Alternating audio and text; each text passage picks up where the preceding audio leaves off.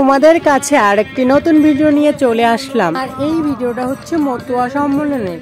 এই অনুষ্ঠানটির নাম হলো বারুণী। আর এই বারুণীটি হচ্ছে বৈশাখ মাসের 4 তারিখ থেকে শুরু, যেটা আবার তালতলা গ্রামে হয়। এই অনুষ্ঠানে যে যার মনস্কামনা করে যায়, ভগবান তার মনস্কামনা পূরণ করে দেয়। প্রথম দিন সন্ধ্যা থেকে দল আসা শুরু হয়, তারপরের দিন সকালবেলা গান হয়, সারা রাত কেউ ঘুমায় না। পরের দিন সকালবেলা আবার সম্মেলন শুরু হয়, যেখানে হয় কাদামাটি। দৃশ্যগুলো খুব সুন্দর।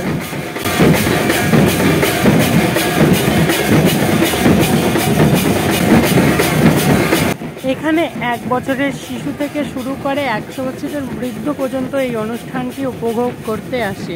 প্রচুর লোকের সমাগম হয়। 1 বছরের বাচ্চারা তো আর একা একা আসতে পারে না, তাদের মা বাবা সঙ্গে করে নিয়ে আসে ভগবানের দর্শন করাতে। এখানে এখন বাজছে বাজনা, আর ভিতরে হচ্ছে কাদামাটি। এই দেখো কত লোকের সমাগম, সবাই শুধু দুহাত তুলে হরিবল হরিবল বলছে। যারা হরিভক্ত তারা অবশ্যই আমাকে একটা কমেন্ট করে বলবে কেমন হচ্ছে অনুষ্ঠানটি। এই হরি ঠাকুরের আয়োজনে এত ভক্তের সমাগম যে আর কি বলবো, কোথাও দাঁড়িয়ে থাকার জায়গা নেই, পুরো মাঠটাই ভরে গেছিল। এখন অনুষ্ঠানটি শেষ করে সবাই যাবে গঙ্গা স্নান করতে।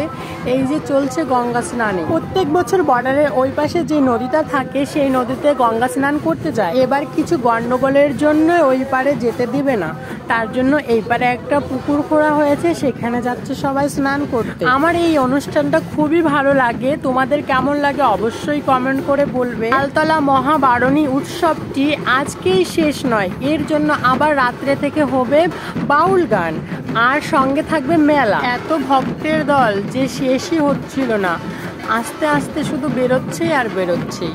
এই তালতলা মহাবারণী উৎসবটি কেমন তোমাদের লাগছে অবশ্যই আরেকবার কমেন্ট করে বলবে। আর যদি ভিডিওটা ভালো লেগেই থাকে তাহলে অবশ্যই একটা ফলো দিয়ে পাশে থাকবে, যাতে পরবর্তী ভিডিওগুলো তোমাদের সামনে চলে আসে।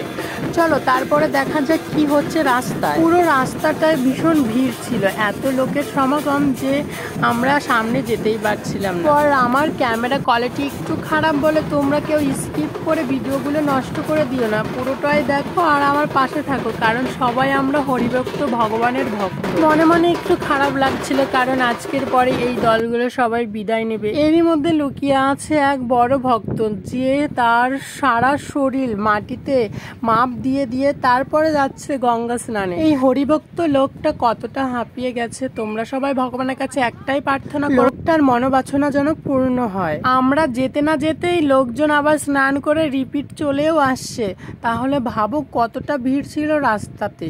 বর্ডারের ওই পারে গঙ্গাতে স্নান না করার জন্য এইখানে সেই পুচকুনিটা করা হয়েছে। চারিদিকে শুধু লোক আর লোক, শেষই হচ্ছিল না। রাস্তাতেও লোক, মাঠেও লোক, পুষ্কুনির পাশেও লোক। এই দেখো সেই পুষ্কুনিতে সবাই গঙ্গা স্নান করছে। জলটা এত পবিত্র হয়ে আছে যে স্নান করলেও কোনো নোংরা মাখছিল না গায়ে। পুকুরটা নতুন করা হয়েছে বলে এরকম ঘোলা ঘোলা জল হয়ে গেছে। যদি আগের তৈরি থাকতো তাহলে জলটা অনেক পরিষ্কার থাকতো। এই ঘোলা জলের সত্ত্বেও এই পুকুরে কোনো নোংরা গায়ে মাখছিল না, সেটা তো আগেই বললাম। আর তোমরা যারা যারা এর পরের বছরেই এই গঙ্গা স্নান বা এই অনুষ্ঠানটি উপভোগ করতে চাও তারা অবশ্যই আসতে পারো। কেউ যদি তালতলা গ্রামটি না চিনে থাকো তাহলে আমার সাথে যোগাযোগ করতে পারো। টাটা।